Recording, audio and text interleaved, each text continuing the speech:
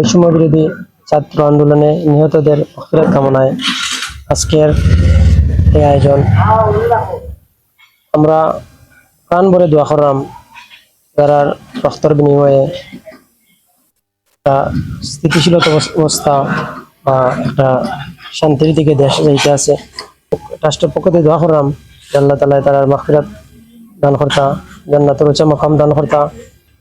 বিশেষ করে এই যে ইউনাইটেড কর্মকাণ্ড ট্রাস্টের প্রতিষ্ঠাতা সভাপতি জনাব আসাদ আহমদ শাহজাহান, জনাব আহমদ মধু শাহজাহান, তার লাগি দোয়া করলাম। প্রিয় উপস্থিতি, আপনারা অবশ্যই জানেন যে বিগত 5 আগস্ট এই বাংলাদেশের এই ছাত্র বৈষম্য বিরোধী ছাত্র আন্দোলনের মাধ্যমে আমরা অবশ্যই জেনেছিলাম, ইতিহাস জেনেছিল ছাত্র আন্দোলন কখনো বেতা যায় না।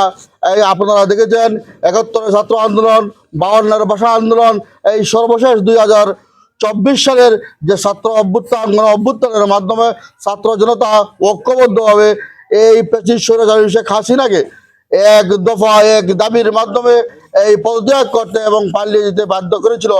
সেই বাধ্য করতে গিয়ে আমার ভাইরা, অনেক ভাইরা রক্ত দিয়ে, তাহার জীবন দিয়ে এবং এই শহীদ আবু সাইদ সহ যারা শহীদ হয়েছে তাদের আত্মার মাগফিরাত আমি কামনা করছি। পাশাপাশি যারা আহত হয়েছে তাদের আশুরোগ মুক্তি কামনা করছি এবং পরিবার পরিজনের প্রতি সমবেদনা জ্ঞাপন করছি। পাশাপাশি আজকের এই যে উদ্যোগ, একটা সুন্দর উদ্যোগ, এই ইউনাইটেড ক্লাব সুন্দর উদ্যোগ এবং আয়োজন করার জন্য তাদেরকে আমি আমার ব্যক্তিগত পক্ষ থেকে এবং উসমানীনগরবাসীর পক্ষ থেকে ধন্যবাদ এবং কৃতজ্ঞতা প্রকাশ করছি।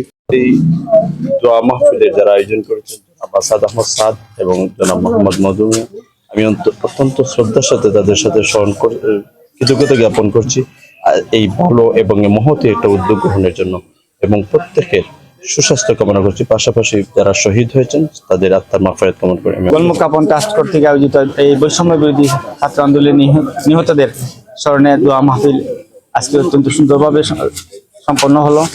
আমরা এই মাত্র শেষ করলাম এবং তাদের আত্মার মাগফিরাত কামনা করলাম এবং আমরা যারা শরীক হয়েছে সবাইকে ধন্যবাদ জানিয়েছি। এলাকার সবাই, রাজনৈতিক ব্যক্তিবর্গ, সামাজিক ব্যক্তিবর্গ, ধর্মীয় ব্যক্তিবর্গ সবাই এসেছেন। এরকম অনুষ্ঠান আসলে দোয়ার মাধ্যমে করা উচিত। অতীতে আমরা যা পারি নাই, ছাত্ররা আমাদেরকে শিক্ষা দিয়ে গেছে যে কিভাবে গণতন্ত্র পুনরুদ্ধার করতে হয়। তারা বুক পেতে রক্ত দিয়েছে, বুক পেতে অনাহারে তারা রাস্তায় পড়েছিল।